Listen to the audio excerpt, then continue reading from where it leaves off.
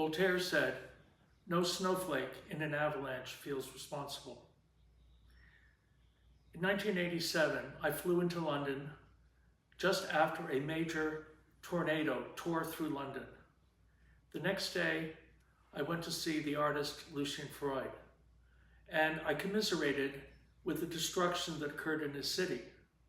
He had told me he'd gone out to Kew Gardens to examine what nature had wrought. And he said to me, and I told him, how sad I was with what the destruction that occurred to London. And he said, "Oh, but it's beautiful." And I was a little shocked at what he said.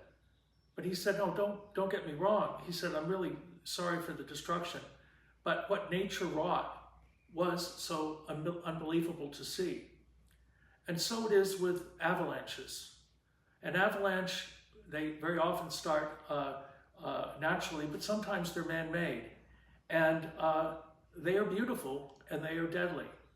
The rush of the snow down the slopes, destroying everything in its path in a great avalanche of white and noise. And so it is with Valentin Popov's paintings.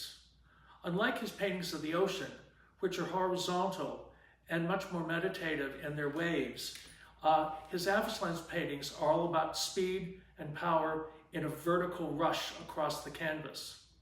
Yes, they are real. Yes, they are representations of nature, but they're also paintings. Just as the painting at the LA County Museum by René Magritte is of a pipe with a notion underneath that says this is not a pipe. These are avalanches, yes, a representation of, but they're also the action of Valentin's brushes upon the surface. So they're both the abstraction of his painting, execution, and the nature themselves. For those that have them in their homes or in a museum, they are a representation of nature run amok, but with the safety of being able to view them quietly and meditatively.